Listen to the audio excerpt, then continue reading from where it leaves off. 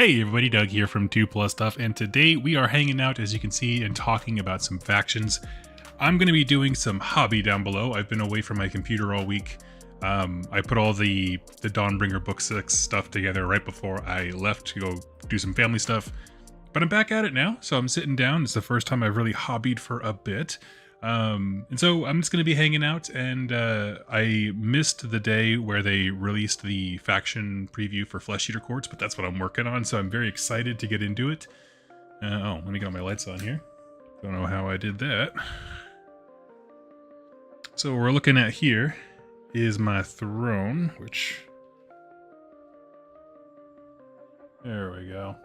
Trying to get the lights together here.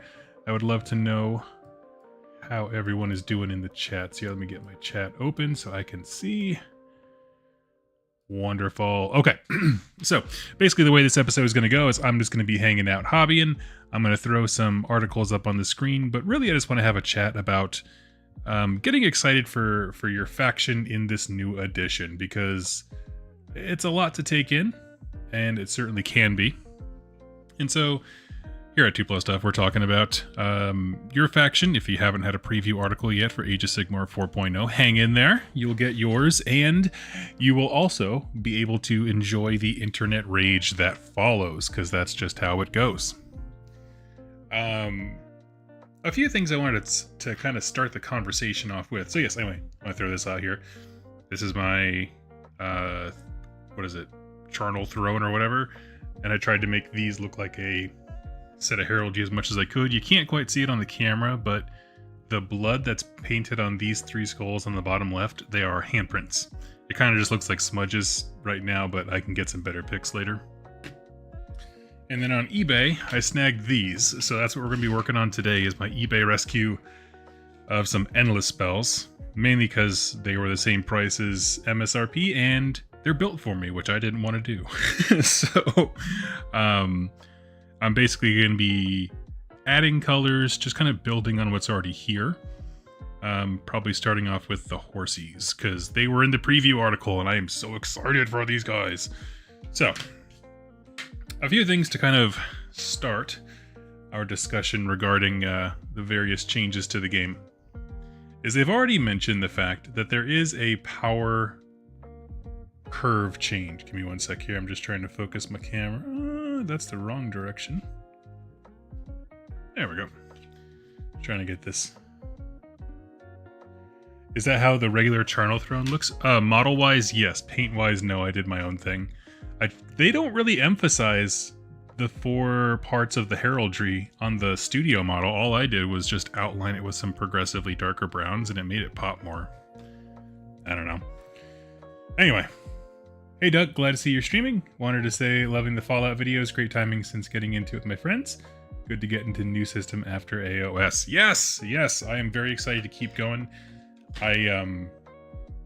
Quite frankly, I'm waiting on Modifius to finalize their stuff that works in the US. Our affiliate codes and the discount code that I offer people doesn't work in the US, which I didn't learn until like the midweek when I got an email to clarify that. I was like, neat.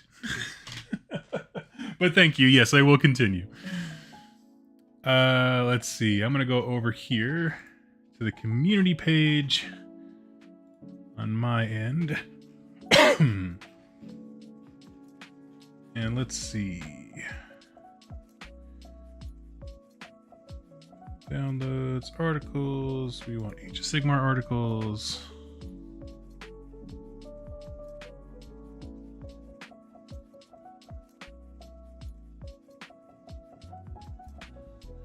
Here, I'll share what I'm looking at here. We'll pick a few out here because I have a few thoughts on a couple.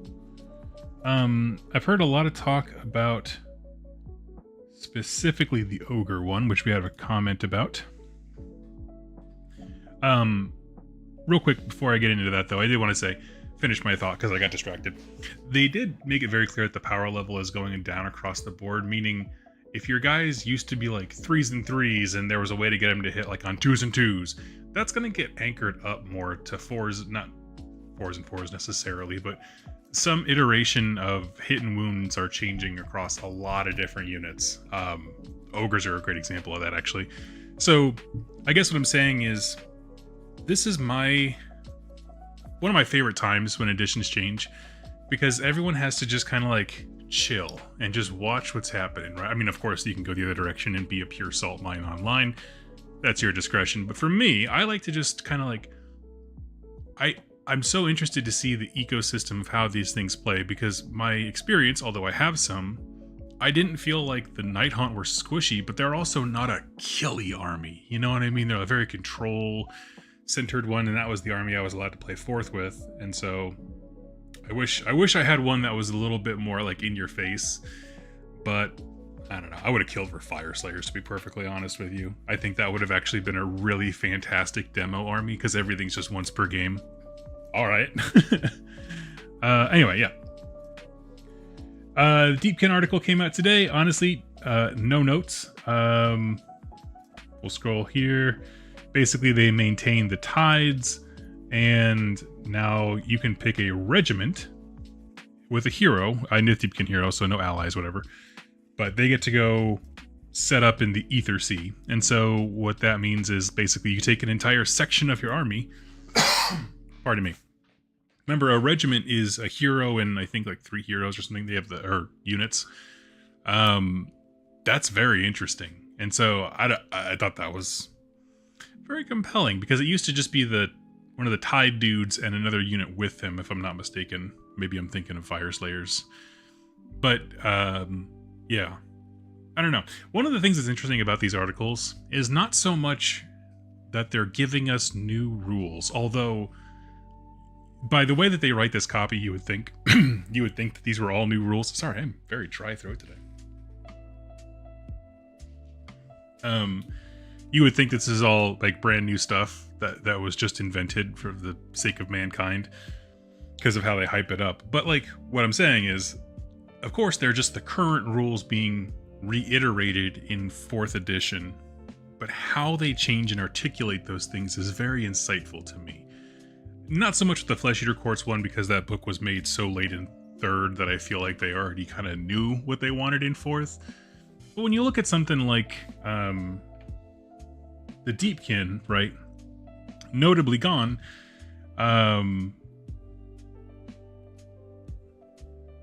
It guess the power level. Don't worry, you're good. I'll take it. So notably what's gone is they used to have that ability where like you could only shoot the guy who was directly in front of you, or the closest model.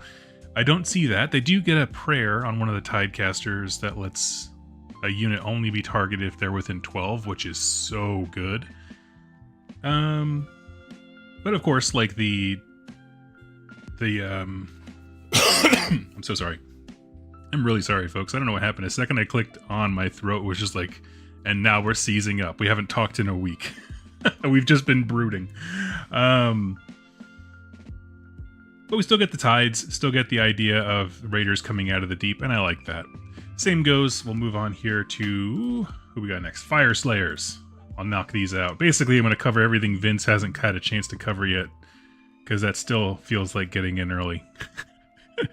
Because he hasn't told me I'm wrong yet. Fire Slayers, to me, if they ever get the Flesh Eater Court treatment, which is, what I mean by that is, this last wave of Flesh Eater Courts that they got where it's a couple heroes, I think 2 new units, right? The Morbeg Knights and the Crypt Guard. You know, just something that adds a little bit of depth to the roster. I don't think they need much to get me on board. And this would be my second Fire Slayer army, and I would absolutely paint these guys again. Because flesh paints up real fast. But, you know, the idea of these like very stout, very powerful once per game abilities that layer onto your stout warriors is what I was trying to say, is wonderful, and it's so approachable, right? I love the stuff of, I said it before on the channel, that a mediocre rule that you remember is better than an exceptional rule that you forget. So like having these battle traits be very simple and just like boom, if you don't understand how actions and abilities and stuff in this game work, this is like the most, I don't know, broad signpost of like how to use them in this phase once per game, army wide. Like Are you shooting? Do you want to shoot better? Yes or no? That's it. I love it. I love it. Let's see. Berserk Kindred. Oh, that's right. I did want to check out their endless spell to compare it to my horsies. 10 health, 8 move.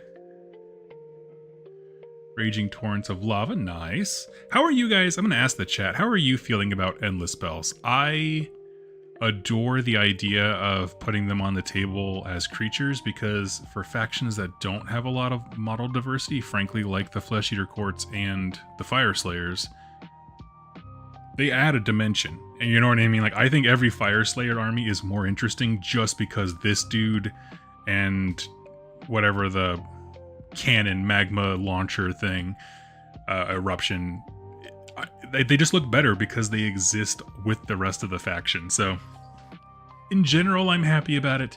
Not so much the generic ones I'm pretty meh about. Mainly because I don't want to have to buy that. I'm actually going to custom sculpt all mine. Fire Slayers get a thumbs up from me. I'm very excited for them. And one thing I will say, Dave Wytech, I was on Garage Hammer, or guested on a Garage Hammer Patreon only show. We were talking about 4th edition, and he was actually the person I played against. So Garage Hammer is a very big AOS podcast. If you don't know, Dave's been around for forever. And in our demo day, he got a chance to play Fire Slayers, and he was just laughing out loud. He was having an absolute blast. So, like, that to me is a better review of the army than anything you can find on a community page. So I just wanted to share that along, that I really hope Fire Slayer players are happy. Flesh Eater Courts, I'm going to spend some time swooning on my boys here. Oh, and girls. That's right, because we have that new warband that has the lady with the butcher hatchet in her hand. I love it. I said before, it really does seem like 3.0 rules for Flesh Eater Courts were more of a reflection of what they already knew they wanted to do in 4th, because we didn't gain or lose anything. It's kind of like sally forth and keep on going, man. You get noble deed points. There are some changes to how you acquire them. For example, we don't have any details about, like, can I have a command ability that allows me to, like, to rally the troops or whatever it's called. So that's interesting. I want to see more of that. More ways to accrue them, that is, for courtiers specifically. Courtiers that don't have the highest odds of actually killing anything. Feeding Frenzy is the same. And really, when it comes down to your abilities with Noble Deed points, all of the heroes can do the Feeding Frenzy. Your Aberrants are going to summon new units at half strength. And then your Courtiers add models to existing units. So they have 2 different roles, which I like. And I like that they're consistent. Aberrants do this. That is what they do. They can't do both. That would make it a little bit confusing. But yeah. Let's see. Ghoul Patrol has to exist. I think this is fundamental to Age of Sigmar as a rule set. There's always got to be a Ghoul Patrol.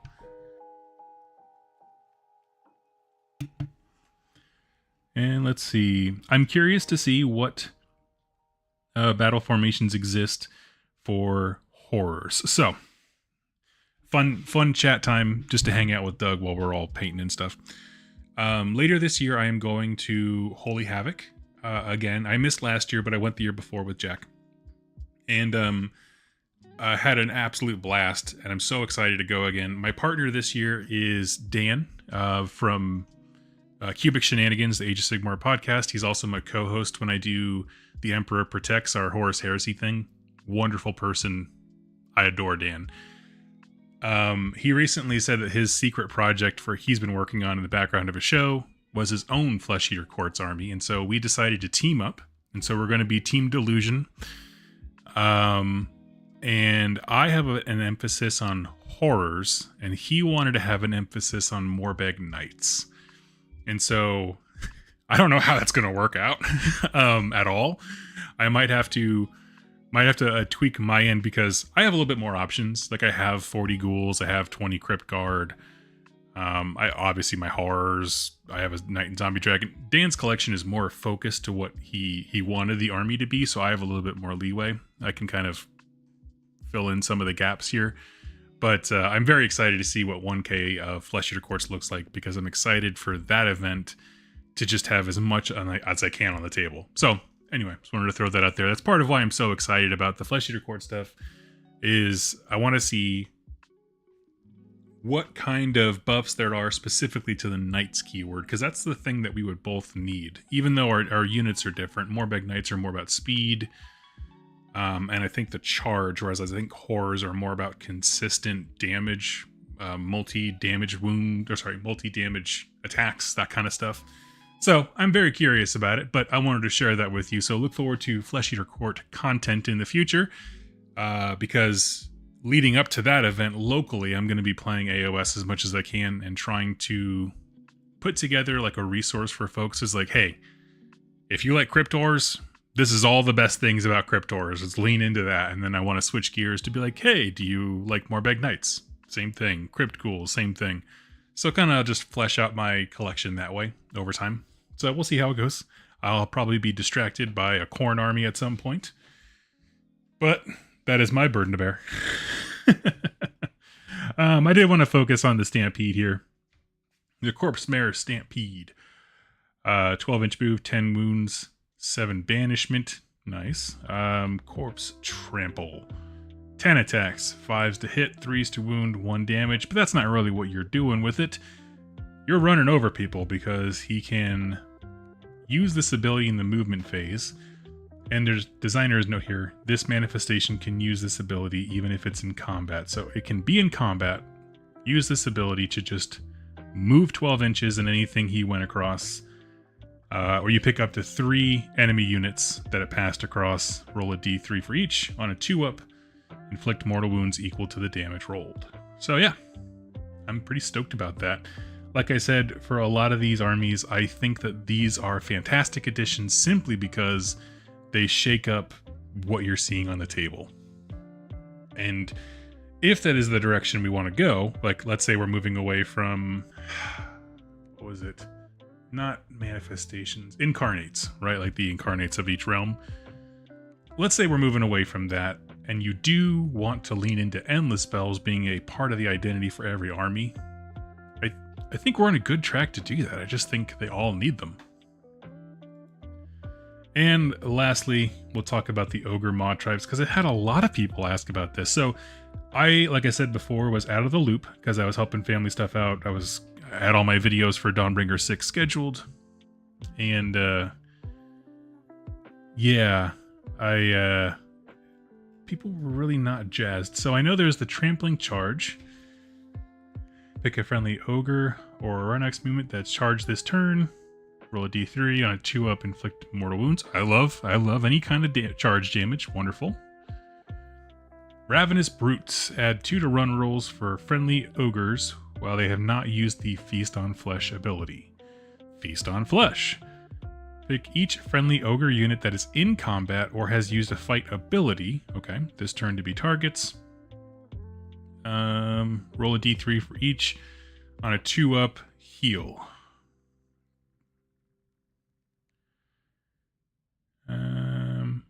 Okay, so for each 2-up, you can either heal the unit or you can pick an enemy unit to deal damage to them. And then once you have used that ability, I assume you would no longer have Ravenous Brutes, so your run rolls would decrease.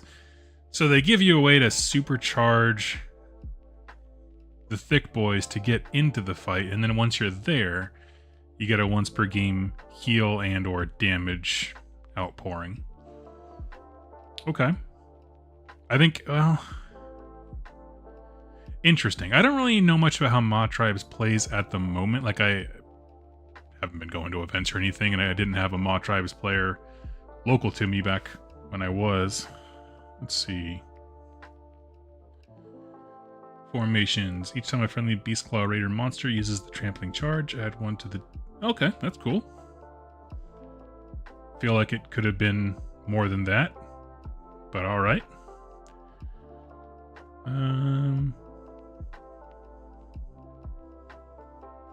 Kragnos, I just, guys, I could not care less. Can we just stop for a moment? They did Kragnos dirty. Okay, not only did they introduce him in the weirdest way possible by being like, and Alariel did a rite of life. And now for some unknown reason, there's a giant centaur who's mad at everybody. Unrelated. And so I was like, okay, well, they could have introduced him a little bit better than that. It's kind of a weak start, but surely they're going to do something with him. Guys, his last story is him riding into the sunset, chasing the double dragon brothers halfway through the Dawnbringers campaign. He had no resolution whatsoever. He just came out of nowhere and they're like, this guy's real grouchy. And then he just went off in the other direction and they're like, grouchy, Mondays. That's all. Oh man, I just could not care less. Anyway, I'm sure he's very mean and stuff in combat. A lot of thoughts on endless spells. I like that it's more counterplay. Yep. More presence. I'm also worried about the fact that manifestations don't cost points. Agreed. I think people don't like the small potential of mortals on the charge. I'm sure there will be a chant or something which gives you +1 damage on the charge for ogre monsters. Yeah, I mean when I read the one that was the battle formation that's specific to Beastclaw Raiders, I kind of assumed that it was going to be +1 if it's Mournfang. Is that what they're called? The small cavalry of the Beastclaw, and then like +3 if it's the giant Stonehorn or whatever. Like you can keyword into those things too. I just thought that was odd. So yeah.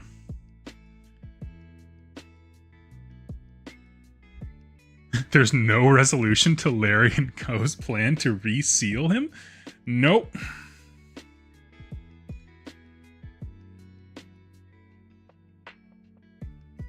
Let's see, what else was there? Craggy. Oh, this is a profile that people have talked about a lot. The idea of hitting on 4s, wounding on 2s, which I kind of dig. With a 2 damage. Is that what their profile is now? I feel like it's 4-3, is that right?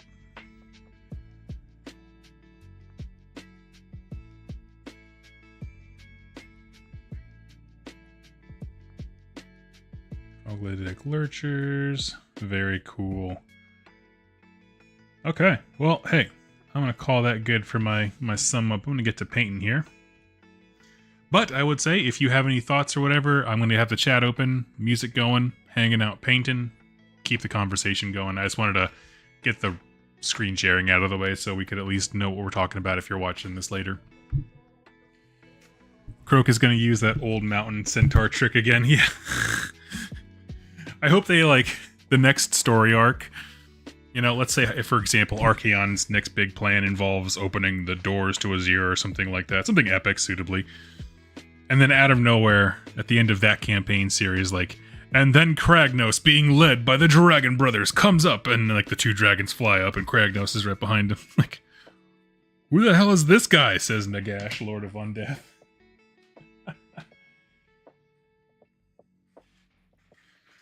Okay.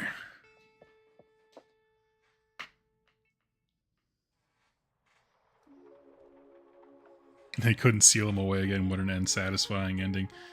Well, yeah, I don't really know what the thought process was there, but I'm told there was one.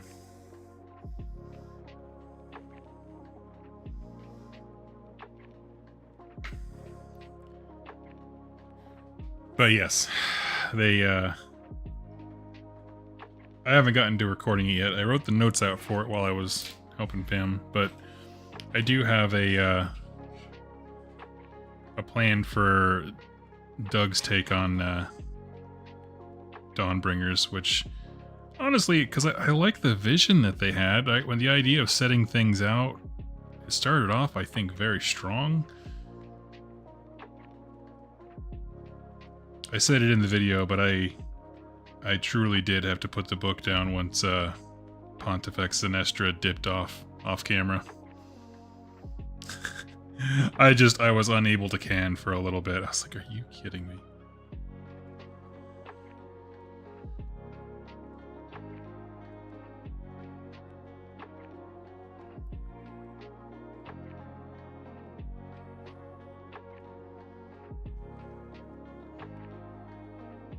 Now, the last owner of this piece did contrast for everything, which I'm not opposed to, but I think we can strengthen some of the colors.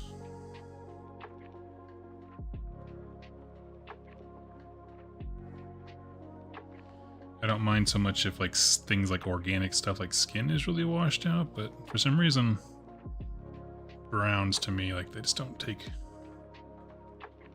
Need a little something else.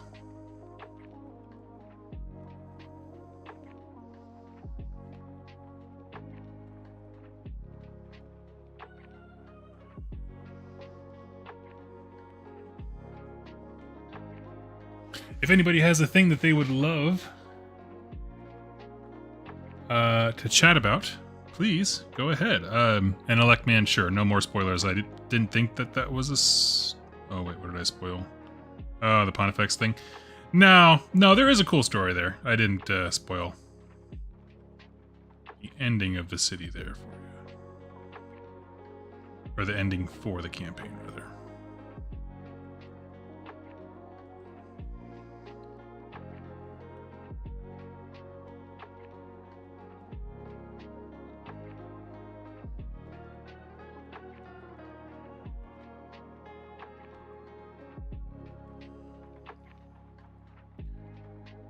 Plot twist, Cagnos is going to run on the edge of the cosmos until he bumps into Gorka Morka, completely lost. Yes.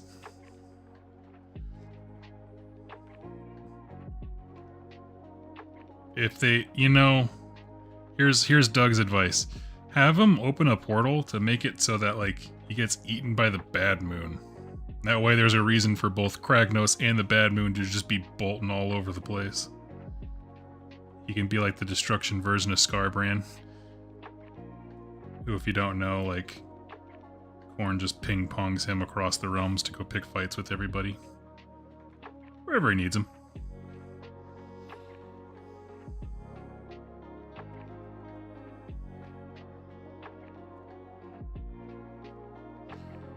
I mean, if nothing else, that would tie him to the destruction faction a little better.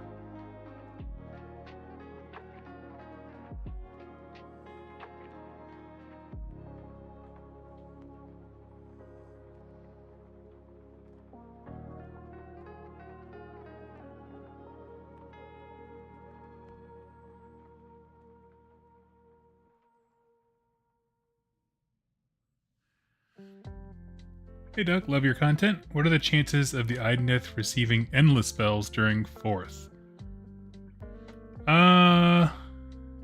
What are the odds? Well, I guess that kind of depends. I didn't expect them to go, like, full endless spell with the new edition, so, like, now that they're kind of a base thing and everybody gets them for free, I kind of feel like every army should have them. Or some equivalent, right? Doesn't have to be spells, of course. Some form of manifestation, whether that's summoning Coral Reef to be a obstacle even. I'll take that. That's pretty neat.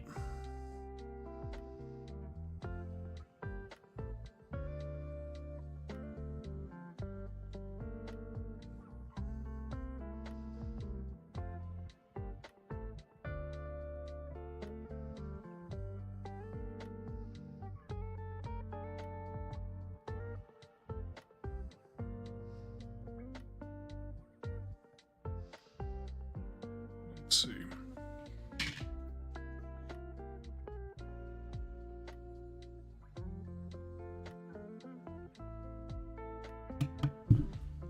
Oh, okay, there we go. Let's see. Favorite faction focus so far. I mean, selfishly, it's Flesh Eater Courts, because that's the one I'm most excited about. But they are also, I think, the least interesting, simply because I think that Games Workshop already knew where they wanted to go with 4th before they ever printed the 3rd edition Battle Tome kind of deal. So as far as new stuff, I will honestly say Fire Slayers for me are winning. They look solid. They look fun.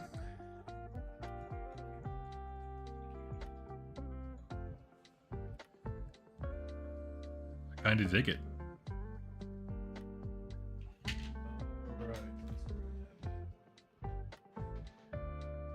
Have here my Sanguine base and Sanguine highlight from P3. Speaking of, did you guys hear the news about Privateer Press? Yo, Doug, love all the AOS content. Keep it going. Hey, thank you so much. I appreciate that. Jasmine, what were you linking to? I'm very curious. I think GW need to do a better job of making sure there's something for everyone in each campaign book. I didn't bother to finish Dawnbringers because I got lore elsewhere.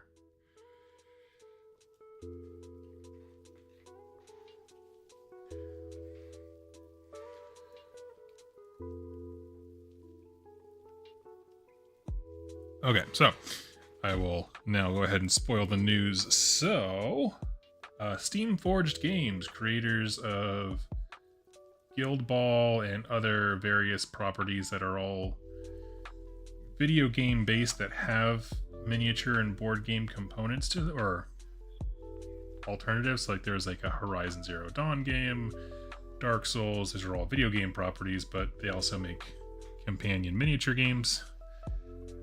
Anyway, they got the rights to the Iron Kingdoms that were owned by Privateer Press for some time. And I, for one, cannot tell you how excited I am. I saw the news announcement and I immediately stopped what I was doing and I sent them an email.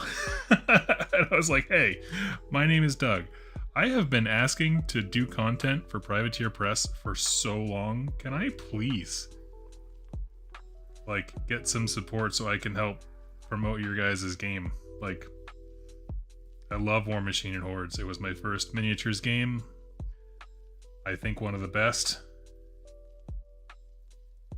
I think the company just got mishandled.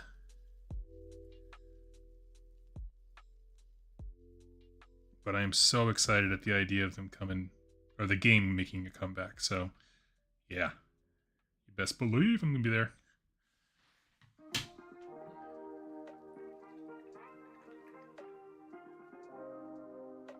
Yes, it did. Mostly by chance through a Curious video.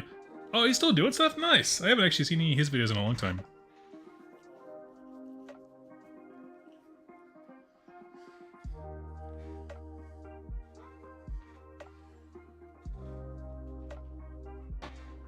Let's see. Okay, I did. I don't know, man. If you guys haven't played it, so it feels a lot like Magic the Gathering meets a miniatures game, I feel like, versus a different alternative to a GW game.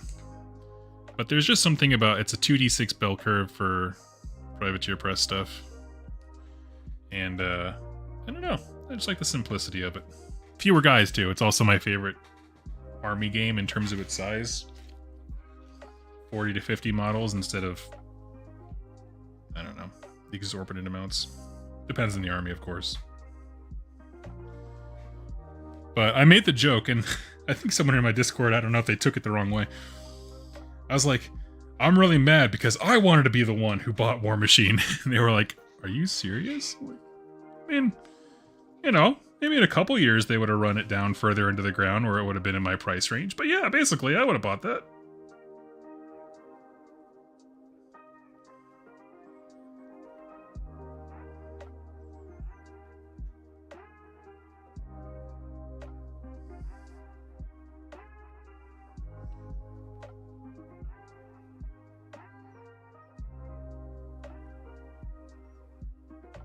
Any of you folks ever play War Machine Hordes before I keep waxing poetically on a topic that nobody cares about? But Doug. I just also, part of it is, I just don't think that there is enough steampunk representation in our hobby. I adore steampunk as an aesthetic, and there's just not a ton of it. And so to see like the warcasters, or their version of wizards, walking next to these big old machines. Oh, it's so cool.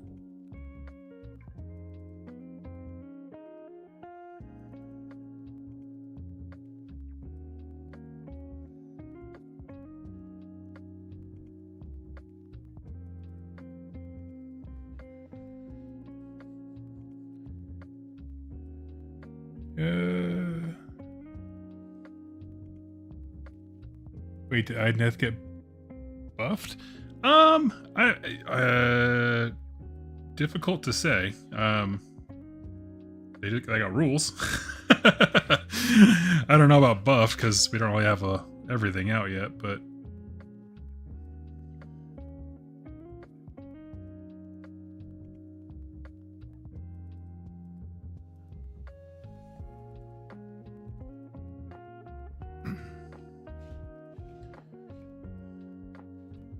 grab some bony horse faces here while I have the ivory on the brush.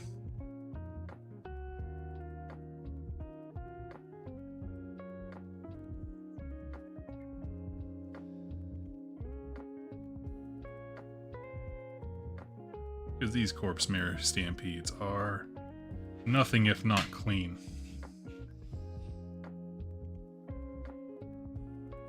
So my idea here, I want my Flesh Eater courts to be kind of centered around Hallowmorn thematically, which means they're a knightly order that at some point went insane when they had to eat their own steeds. And so basically, yeah, what I'm working on here is I want this to corpse mare stampede to be all the horses that they had to eat. They're old friends.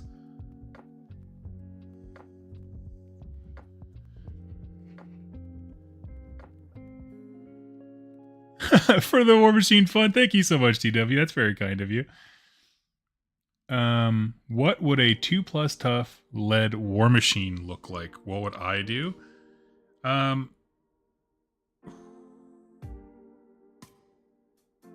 Okay, so let's say they made me CEO of the Iron Kingdoms for a day. I would probably begin searching for a few writers, because I would want to have a campaign series introduce my new audience, my new story into this setting, right? I think launching with not just a core rule book, but like a direction would be really cool. So we get that. As far as the story goes, one thing that I think would be very important would be having nameless heroes options. So like right now, everything in War Machine, you pick your named character hero and then their units and that kind of stuff below them. And I like that, but I just feel like, characters can't be everywhere. And that's part of what makes stuff compelling. So you either need to lean into that and have like the campaign book that details where everybody is, like all the various, not crusades, but their fronts, right? What front is Haley on or whatever. So that all stuff needs to be kind of codified. Do you want to do nameless heroes, or do you want to lean into having specific like battle maps? If you want to keep the heroes, that's fine. But I would have a campaign book that really focuses on like the aerial view and shows like World War II commentary of like all the different forces and fronts to give some perspective on where these characters actually are, which I felt like was lacking for an immense amount of time. So I think there's a lot of narrative potential to kind of set the scene in a very intriguing and meaningful way. As far as the actual game mechanics, I like the game mechanics as they generally are. I would probably trim out a bunch of, or reduce the number of universal special rules. Yeah,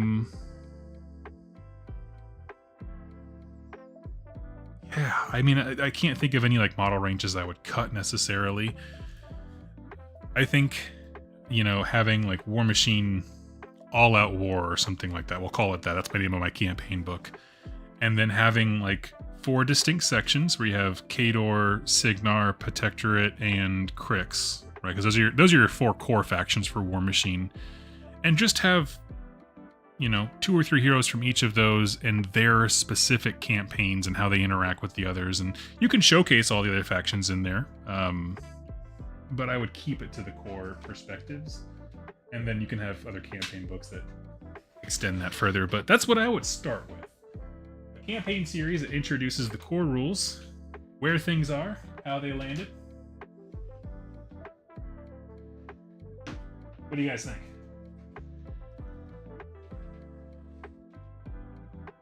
Because I feel like at this point, right, you're of course going to have some old guard who played before, but my approach, the 2+ tough vision, I guess, if we're going to go with that, is you always focus on new people. I do it on my channel. I would do it with a company. Getting new folks in. Want Lost Leader starter sets. Free rules. Story, that kind of stuff. I don't know. They already do so many, like, part of the problem is they have all the building blocks of a great idea already there in terms of, like, the list building app and stuff like that. I feel like they need a vision to kind of bring it all together.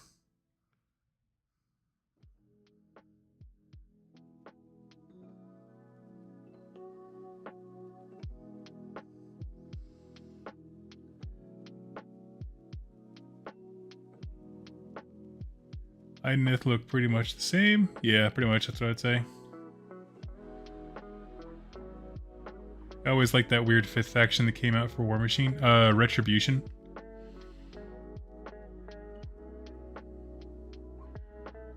Yes, that's it, yep. Total War Machine. Not bad. Are we leaning into the reboot angle or rewriting everything? Or are we just treating it like a new front?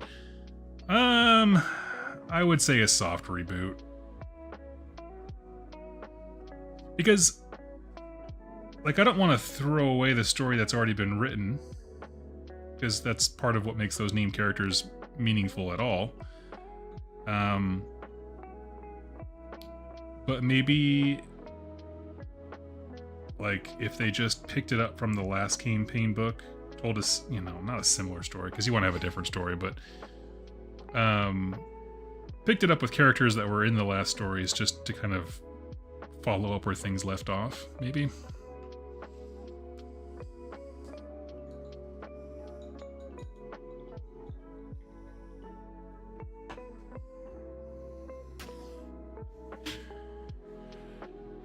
But I think it needs a reboot in the sense of, I think that their next product, Steamforged Games, when they do whatever, I think they're doing a press release on Thursday with kind of their plans and what's going on. You know, whatever they end up choosing to do, I think it needs to start with not rebuilding the community, but treating it like you are, I guess. I mean, I don't know. Yeah, kind of like when AOS was born. I was there, friends, on the day when AOS was born, and I was being mocked by the War Machine Horde players, who I was just playing games with. But, like, part of the reboot of, or sorry, part of the birth of AOS was dealing with all the salt and negative fallout of fantasy battles going away. But I feel like Steamforged Games has bought the opportunity for that same problem. By that I mean, they need to address this, as there are old fans who are mad about the way the property was handled before. Admittedly, they have a scapegoat and they can blame everything on the last guy. GW doesn't have that. They are the last guy. But, you know, how you handle and manage the emotional intensity, we'll say, of fans who have invested a lot and been angry for a long time. Very important. And again, mind you, I still think that the answer is always focus on new people.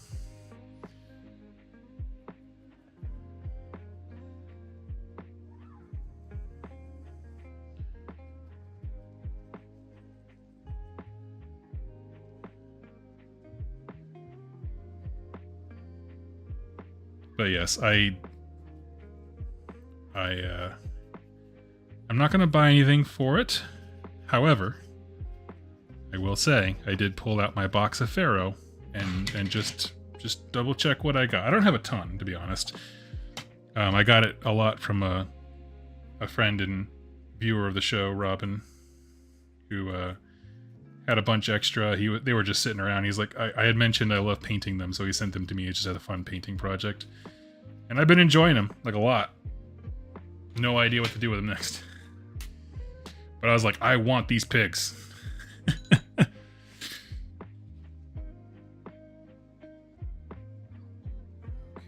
so we got these guys coming together. He kind of did like a... It's not quite Elmer's glue. It's something heavier than that. But a kind of glue and then just rocks. Like he just kind of drizzled the rock thing over. Which is fine. But like I'm going to get my texture stuff and just go over it because it'll seep into the cracks. I'm not terribly worried. I'm not missing a lot of detail on them. This guy is the one that I'm least jazzed to paint. Because it's just all skin in contrast. So we'll see. Let's see. Okay, for the last bits on these guys, let's knock them out.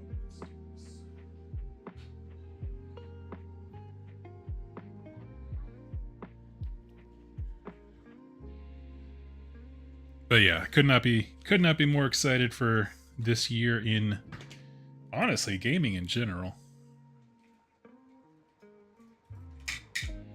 We got new stuff coming out from Age of Sigmar with their, first big redesign in a while.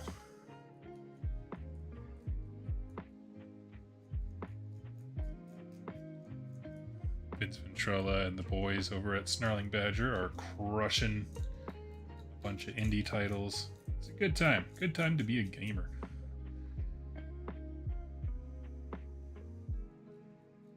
It's a good time to have a closet of shame, so you can just kind of work on any project because they're all going to catch your eye. It's basically been my experience so far.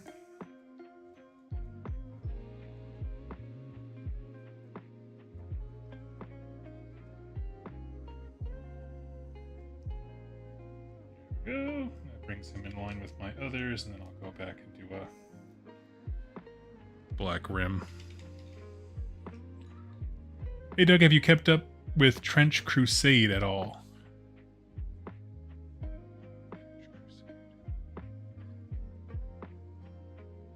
Wait, that sounds really familiar. I'm sorry, there are so many game names in my brain.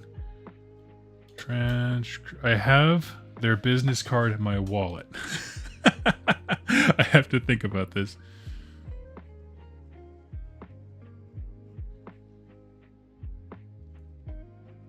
Oh, that's right. Yes, this is a game that's in playtest. And it is sort of a grimdark... Is it World War One? It's kind of a bleeding of history, alternate history stuff, but it's a grimdark history. No, I have not kept up with it at all. I joined everything, and they were still very much kind of in rules testing and stuff, and so I'm in a bunch of groups like that for various games. Game designers will put ads up on like Facebook or whatever, and I'll see them and I'll be like, okay, cool indie title. Yeah, I'll jump into your Discord and just kind of lurk. Ask questions. Trying to think. I'm in that way with all of Vince Ventrella's games. I'm with that. What is it called? That's gonna bug me. The guys who do the Hive Scum podcast have a miniatures game that's like their BattleTech equivalent. Flames of Orion. There we go. That's an indie game that I'm very keenly keeping an eye on as well. Flames of Orion. It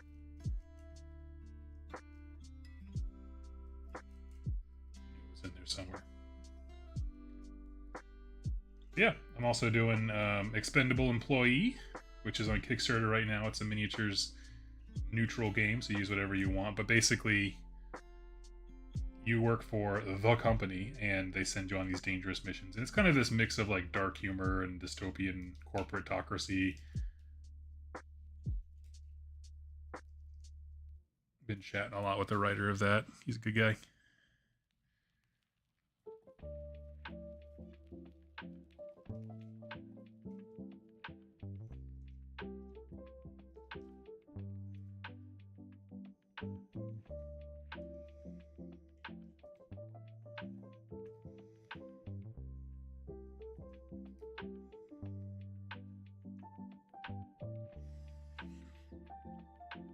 Are you happy with the Idnith rules? Yeah. I mean, as far as keeping the theme of you know, rewriting what we already had in the previous edition to show us how rules are articulated in the next one, I'd say it's on par with everything else. I'm pretty happy.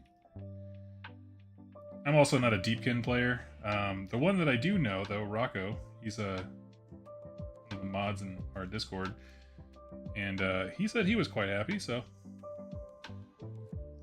But I also know he's a big Alopex and Turtle guy, and they showcased that one sub-faction that lets you get, was like a bonus to your hit or something like that if you have companion attacks.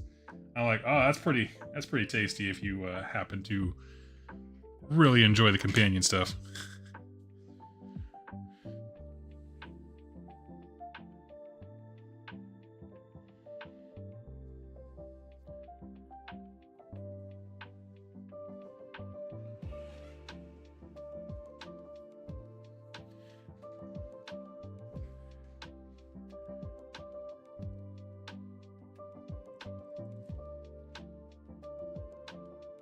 You like the Zinch changes? I have not really looked too terribly much into them, if I'm honest with you. Part of it is, I'm not very speculative. I'm not very good at I would be a terrible news anchor because I can't just speculate wildly on things. I don't, when it comes to these preview articles, I don't read them all because I'm not interested in every army. But what I'm interested in is, like, when I think about certain rules interactions, like, how are they articulating X, whatever X is? That's the kind of stuff that I'm here for, where it's less about who won, who lost, because there's no way to know that yet. We don't have all the full information of how these things interact. Your unit might have gotten 30% worse, but if everybody else got 50% worse, all of a sudden, you're looking real good. So, that kind of stuff, that kind of logic is in my brain.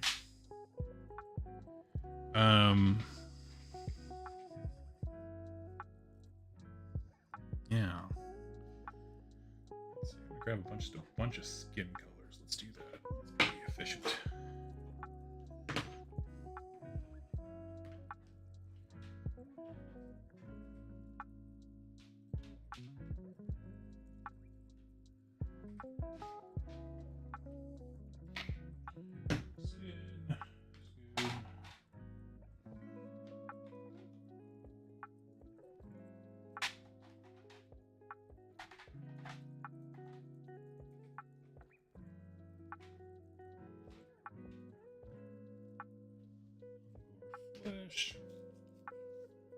Okay. Huh. I'm actually just gonna go over with Bugman's flesh on all these. I don't like the Plague Bearer flesh green dead bodies here. They don't really quite show up the right way there, but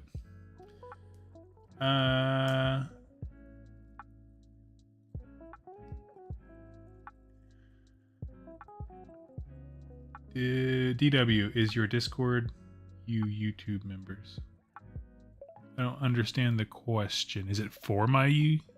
Anyone can join the Discord. It's in the link of any description of any video. Are there any named Seraphim besides Croak? Not that comes to my head. Doug, do you think this will inspire the Rerolling 1 guys to make a return? I've already talked to them, and they are excited to come back, yes.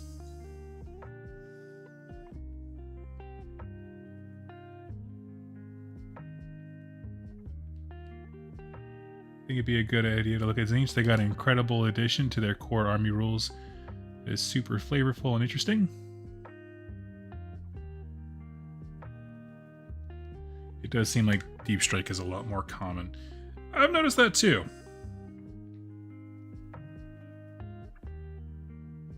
The sense that there's just a lot of ways to get dudes on the board. In no way opposed to that. It's just an observation.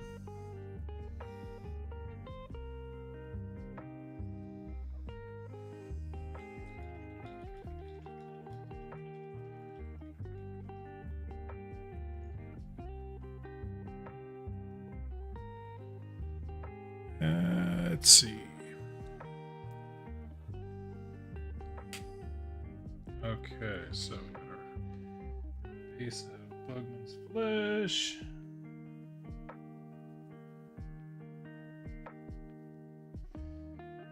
I really like Plaguebearer flesh when it comes to painting orcs.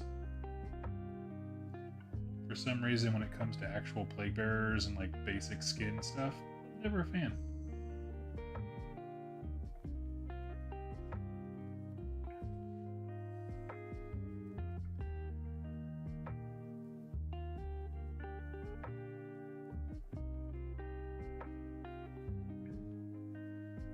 I've also picked up, I've tried it twice now because I just got the stuff, but I'm trying to learn sculpting, clay sculpting, because I really want to be able to make my own endless spells, to make them fiend. So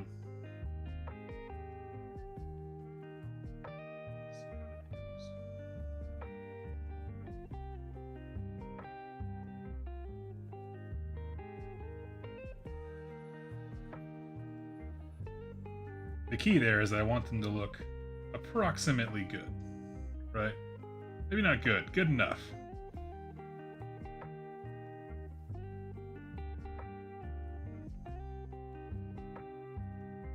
I considered that briefly for the endless spells, like, oh man, maybe I can just like make my own endless spells too. But then I realized I like the corpse mirror model. Like I kind of just, anything I do would just be an approximation of that, so just get that.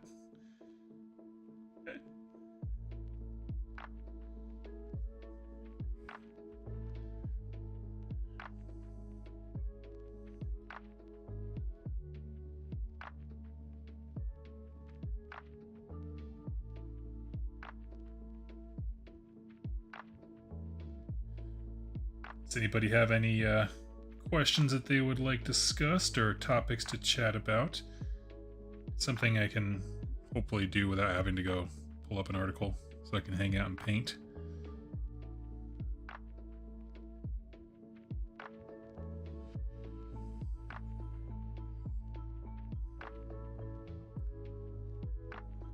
Nice.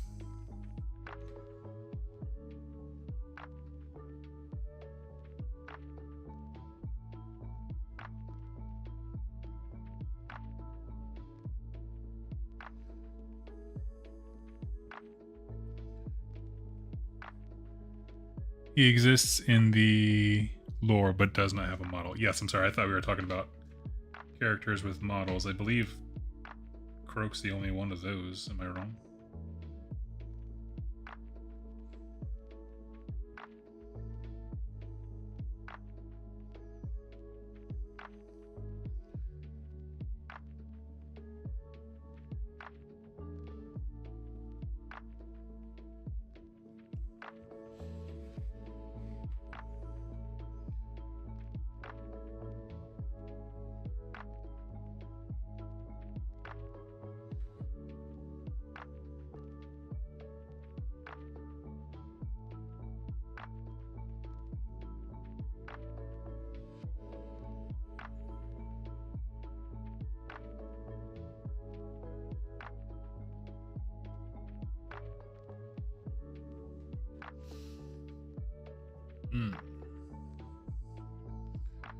Okay, starting to look like people.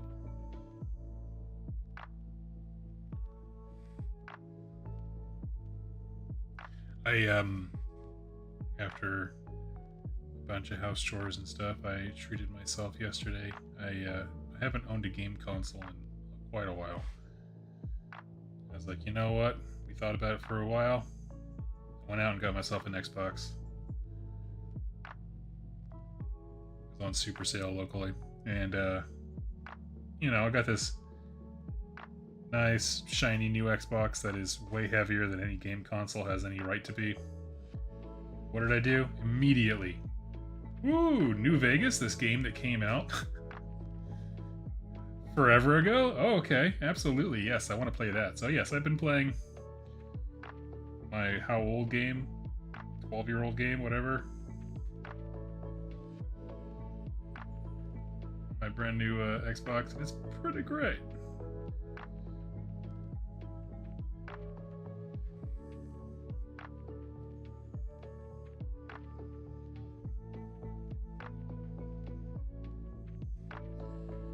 Okay, now while it is still generally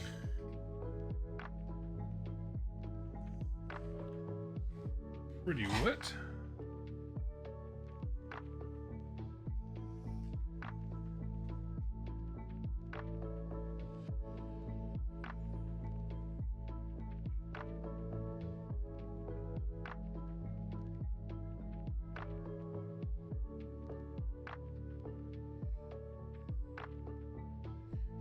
just randomly picking out a few pieces here and there to add some different colors to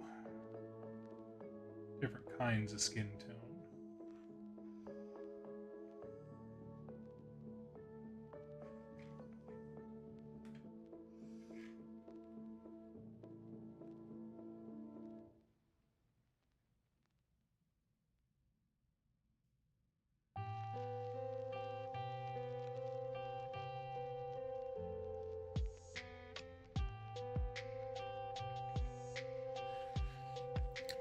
Let's see.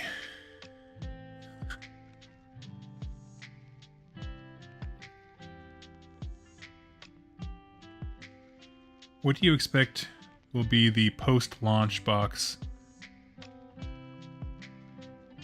Post-launch box wave of releases. Oh, like what do I think comes like to support them immediately after the once they've gotten the launch box stuff out of the way? Well, let's see.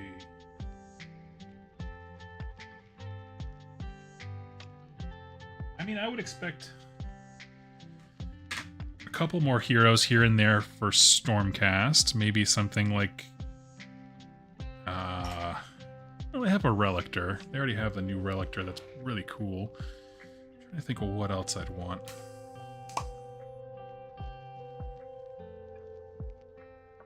Or the Night Relictor is what I'm saying. I don't know. I guess because I don't know much about the Ruination Chamber, like how it functions or whatever, so I'm kind of eager to hear about that before I learn too much, you know, before I kind of come up with like what I want. Because if you tell me it's like, you know, Black Company Blood Angels or something like that, that's rad. I'm here for it, but it does change what I'm looking for versus like if it's a kind of a solemn. Let's switch to Skaven though, because I feel like that's probably a bit more clear. What would I want? Well, I want more contraptions.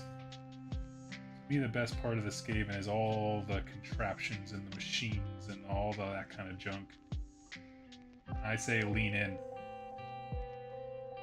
You established them as the villain in this era by their sheer technological prowess, right? How they were able to annihilate the entire mountain range. So, like, lean into that. Have more examples of Skaven being all kinds of dastardly with technology, specifically.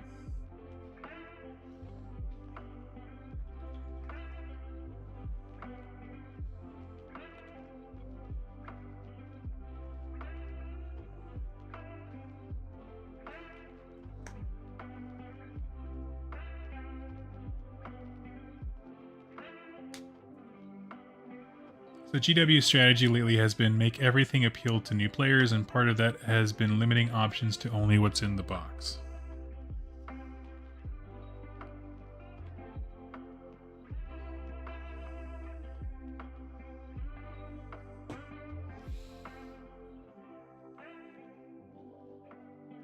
Do new players really have such a hard time grasping how a guy in a sword and a hammer can figure out how to get Are the youth so gentle that they can't decide what their heroes are wearing? I'm just kidding.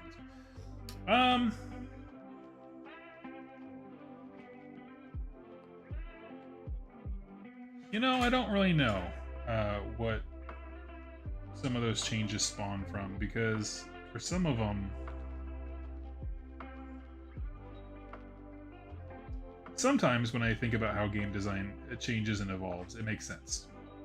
Right? Like, oh, okay, things are moving to a less kind of granular direction in general of what people are looking for in a game when they, you know, only have so many hours or whatever. And I'm cool with that. And then there's other changes where Bethesda does this a lot for video games. These are things that the community has asked for, and you kind of just gesture vaguely with your arms, and you're like, who the hell asked for this? Right? And, it, you know, the community is just kind of this vague whatever, and you're like, BS, nobody asked for this. That kind of thing.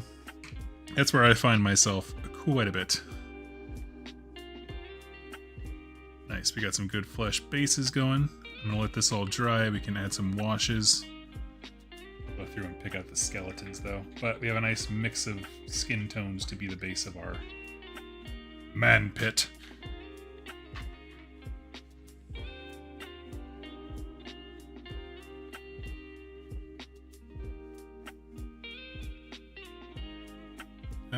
Lord Invocatus, any news on the Blades of Corn? As a faction, or me personally? As a faction, I don't know of any. But me personally, I do want to do a Blades army, or Blades of Corn army, at some point in this edition.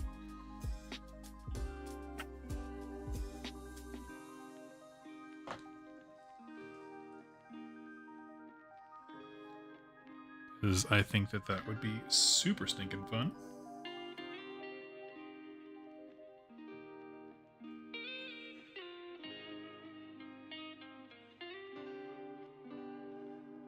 Getting Nurgle tomorrow. Oh, I didn't see that at the end there. Cool.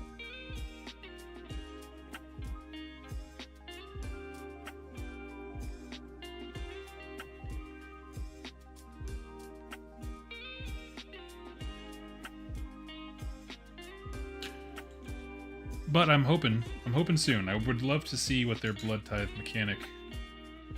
That's one of those ones that, like I talked about before, I'll just tune into stuff that interests me. That's one that I'm like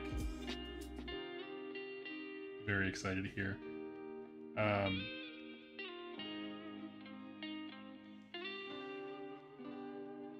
Yes, I am very, very excited to hear more about. I'm trying to think, the armies I'm most excited to hear about, right? Barring, I'm very excited for Flesh Eater, not Flesh Eater, Fire Slayers, because anytime there's a faction that kind of like toes the line of being very different, I get very interested in how they try to like articulate that or circumvent the rules. So for example, like I have absolutely zero interest in a Sons of Behemoth army. If someone gave me a Sons of Behemoth army, I would immediately throw it on eBay because I just could not bring myself to care. That being said, every time there's an article about the game changing or something like that, and it includes them, I'm deeply interested because they're just a very different kind of army, right? Like, when you have army-wide rules, they are such a skew end of having so few models and so big ones that, like, seeing how things affect them is just, to me, always fascinating.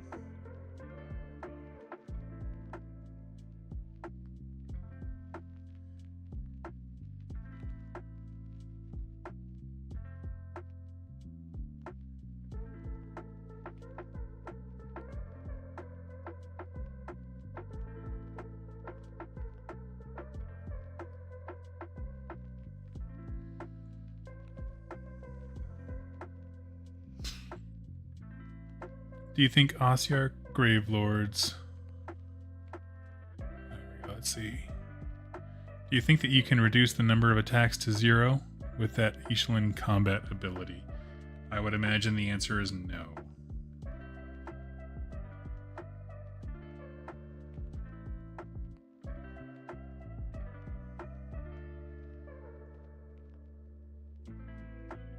That is an assumption, of course, but I can't imagine they went through all this work of changing and rebalancing the attacks or whatever just to end up with someone having 0 attacks. Although, I will put nothing past them.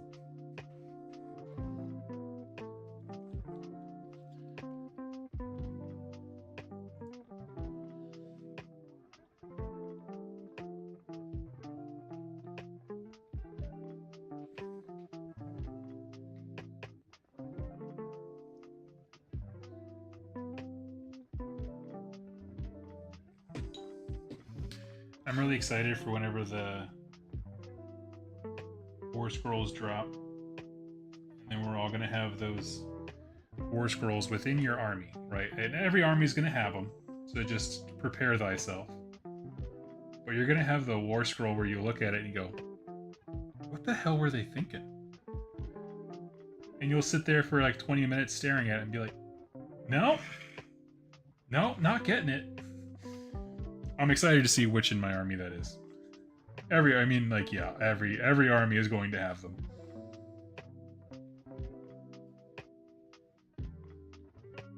And it's never the units you expect.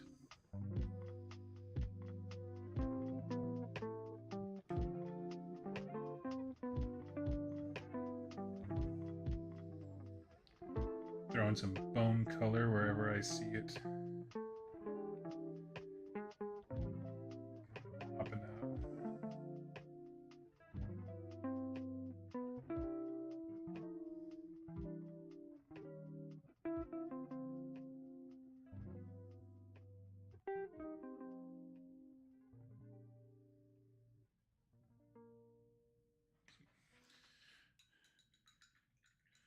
What do you think the odds are? Oh, wait, hold on a second. What changes would you like to see for Cruel Boys? Tough fudge cookies.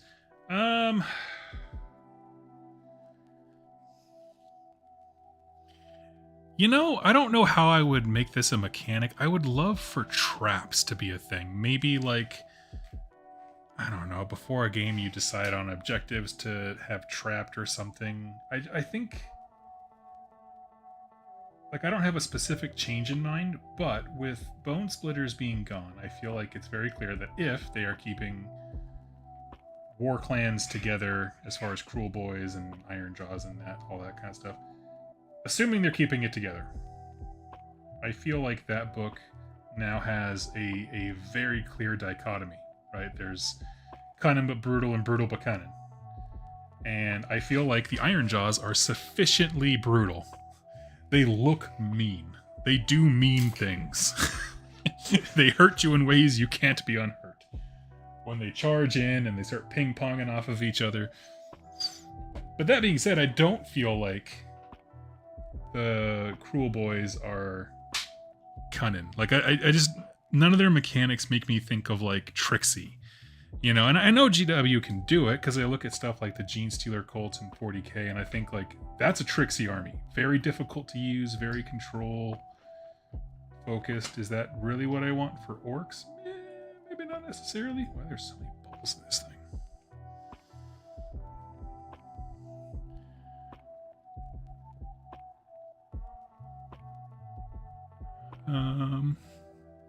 So yeah, I would like to see more tricks to reward. I guess it's just empty. Okay. More tricks to reward canny players.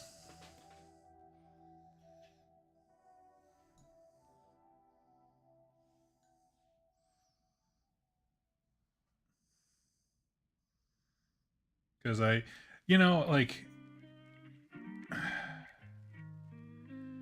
if the tagline for an army is cunning but brutal, and you're like, wow, these guys suck in combat, and you're missing like all the different like ways to like, you know, debuff your enemy and that kind of stuff, you're missing the cunning element. If you are not a cunning player, I'm okay with that army sucking in your hands.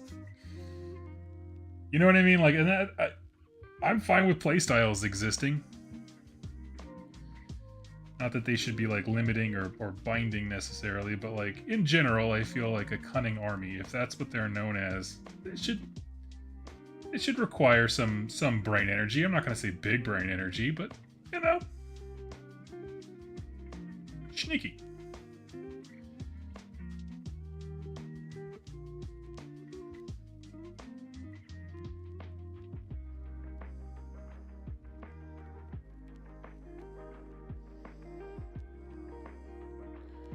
This is just kind of taking a little bit of the washed out look of some of the grays, which is nice. They just use the gray contrast paint, which is fine. I just think we can clean it up a bit.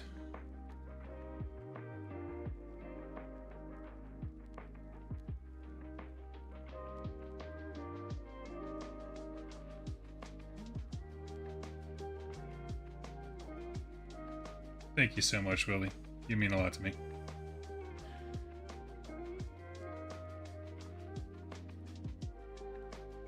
Let's see. I hope they split up Iron Jaws. Yeah, and honestly, like, my whole thing on, like, they need to be more leaning heavy into the craftiness is because that's the narrative role that they're filling in that book. If you separate them from that book, then they can be whatever you want, and I'm cool with that. Like, you know, then you could... Obviously, they should still be the cunning ones, but it feels less like the book is forcing that narrative if they're not in it. If that makes sense.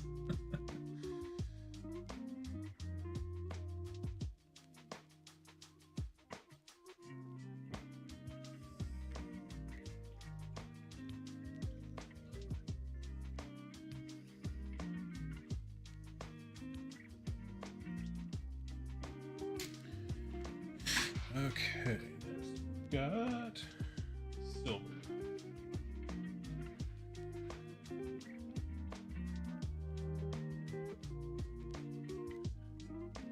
When you want to play the army, have a black... See, I'm not a Magic the Gathering guy, so I don't really know. I play exceptionally casually, so I am not super familiar with all the color combos. But in terms of like having a control style of play, like that's pretty ubiquitous in gaming.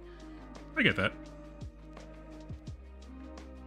You're such a quick painter, I'm very jealous.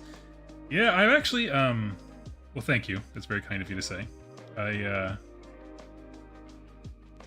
have thought about doing a series for channel members. Willie, tell me your thoughts on this. Just a little, like, course on 3 Foot Fabulous as far as, how do we just churn this crap out? I say crap tongue-in-cheek, it's not crap, it's your art, but, like, you know, for those of us who painting is not the forefront of our hobby, how do we just churn stuff out so we can have the experience we want? Painted armies. Just get there in a less miserable fashion. Because basically the sum of my painting skill can be defined as making it look like you did way more work than you actually did.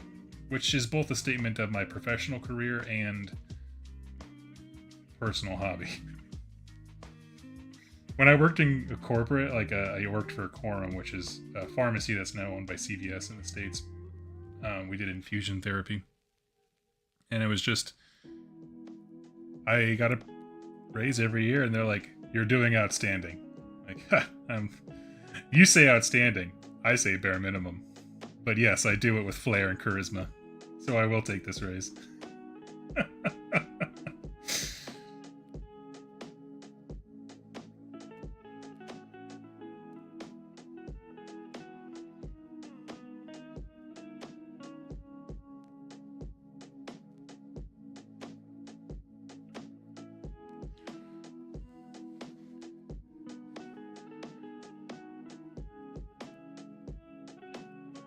Doug painting a people pizza with a fence in the middle. That's basically what it looks like, yeah.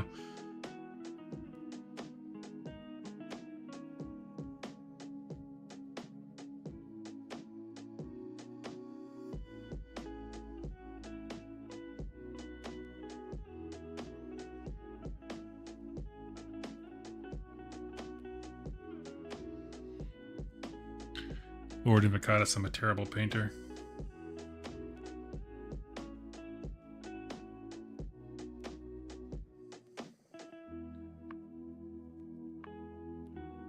I was once told if you want to do something and you're bad at it, you're an amateur.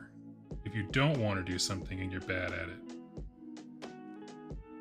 then you're shit. And what he meant by that was, if it's not something you want to succeed in, don't take the negative with it. Don't sit at, oh, I'm terrible at this. Be like, I'm learning.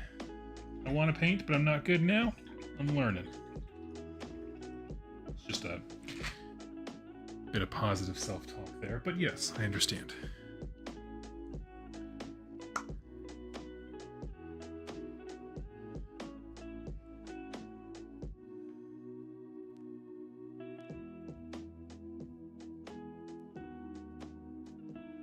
Using yellow contrast paint in replacement of gold? What is this? Vince Ventrella non-metallic metals tutorial.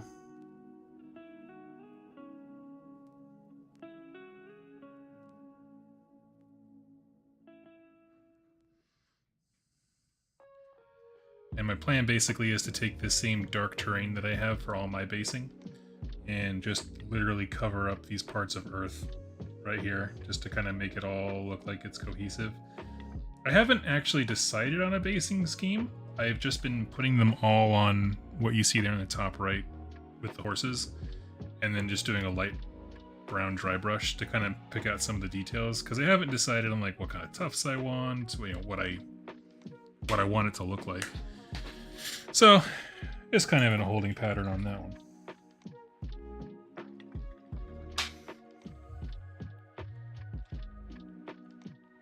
No, I got it. I understood the basics of what you were trying to say. I just meant if you wanted to have a conversation about the intricacies of how magic functions, you're out of luck. With me, anyway. In the chat, someone can help you.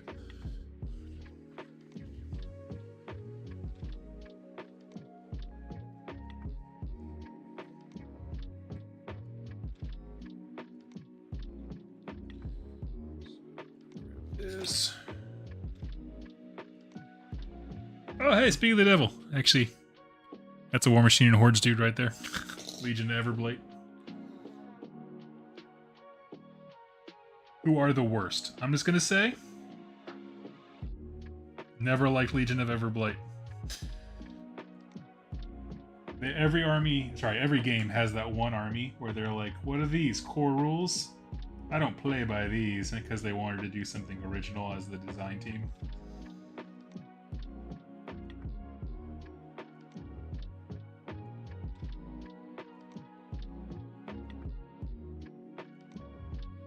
If you are unfamiliar, Legion of Everblight in War Machine and Hordes, the idea was that they were like taken over by this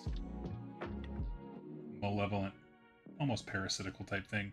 But basically it blots out your eyes, so you kind of go blind. So they can't see anything, but that also means that they're not affected by the blind status effect. And they don't need true line of sight to something. And so, at least for a certain amount of time, it was that way.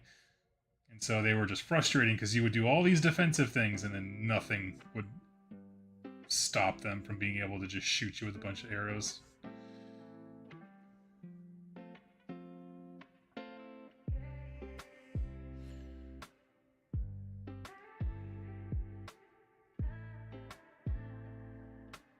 Currently painting up converted KO army inspired by Garabad Scuttlers. Nice!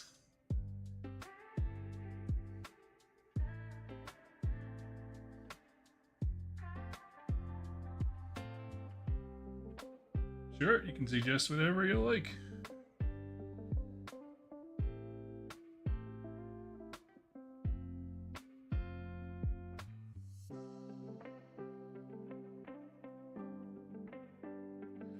The only thing I had to go on as far as my basing direction was I wanted the ground to look dark and kind of corrupted the way that it does in Total War Warhammer if you play the vampire counts and it kind of corrupts the earth around you. I mean, it's just darker soil or whatever effect on the screen, but it kind of makes them pop out like they're bringing something nasty with them.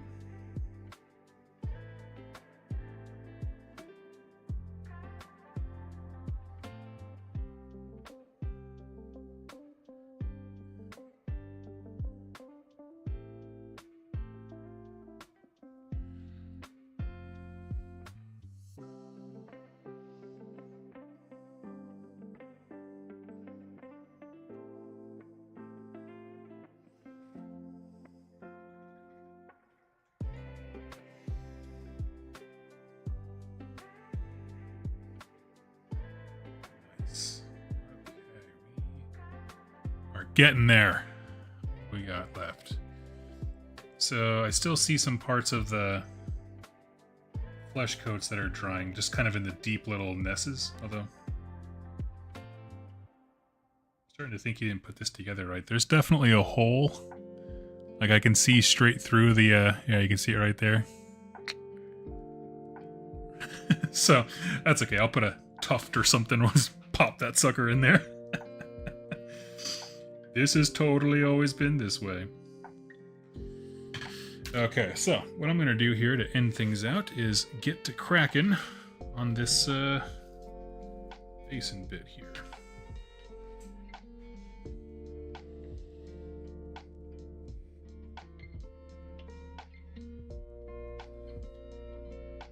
So I got some sedimentimon. Nice. I love it. Hoping to get Spearhead Forest ready to bring with me to Iowa this summer. Oh, what are you doing in Iowa this summer?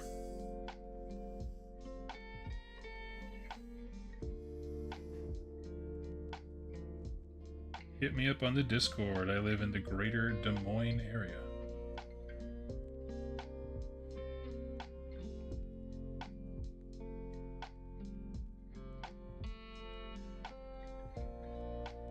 I am hoping to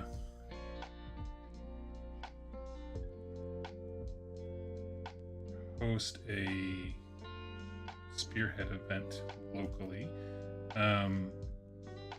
Game Castle in Ankeny has already agreed to host me if I so choose.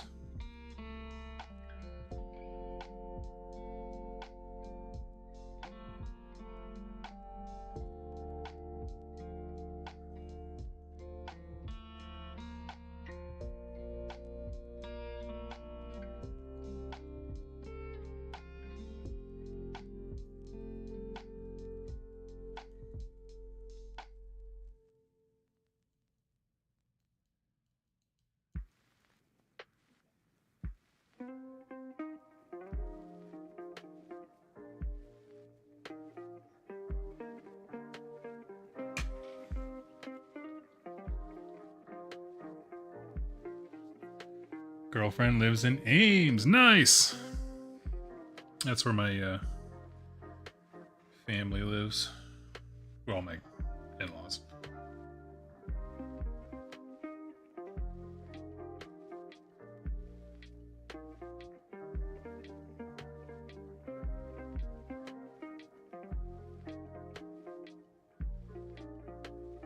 But yeah, if anyone's ever in the Iowa area, hit me up. Can't promise you that I can do stuff because I do have responsibilities for we act as caregivers, but I can definitely try to make something happen.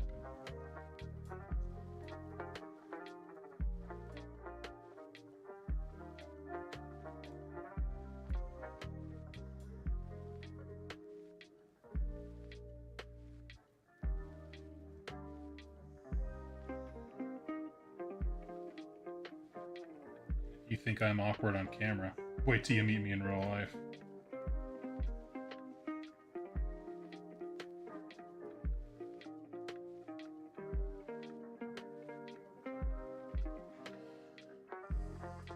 Yes, it's coming together now. Covering up that... So, I think one of the things I realized that was making it very difficult for me to see the model in totality is that this light brown they chose, it was the same kind of washed out as the skin color, and then when I changed the skin color, it just didn't pop for my eye, and so now that I'm seeing the darker earth, knowing that there's going to be a black rim at the bottom, I'm like, oh yeah, this is coming together. What a beaut.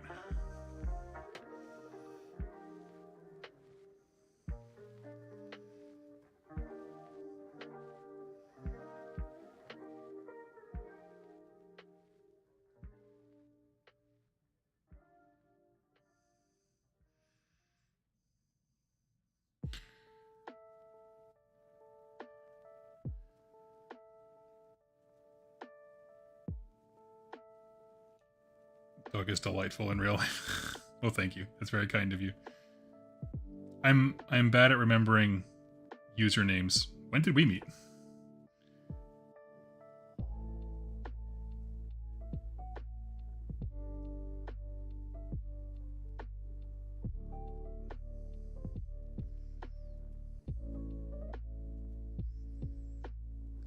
My first ever event that I attended was Nova, and some very sweet viewer walked up and they were like, "Hey, I'm," and then he gave a username, and it was like an intense username. By that I mean like, "Hi, I'm John XY7Z7 Alien Hunter 420 your mom," kind of a thing. Like, it was like a long string. He's like, "Don't you recognize me?" I'm like, "First of all, there's no pictures. I'm sorry. No, I'm sorry, I don't. But I'm so overjoyed to meet you." And I think they kind of took offense that I didn't recognize them by username. And I was like, I don't know, man. I don't know, man. You gotta have a picture, bro.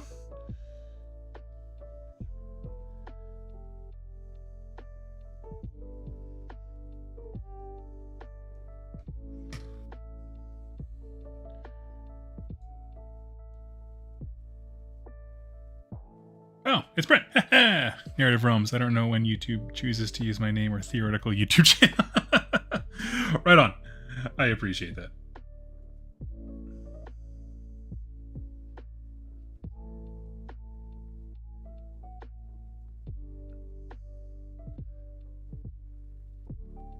Okay, I think our Earth is looking good for right now. I got the tile bits that are there to match the flooring of my throne, so it looks like it's all shattering up from the same earthworks.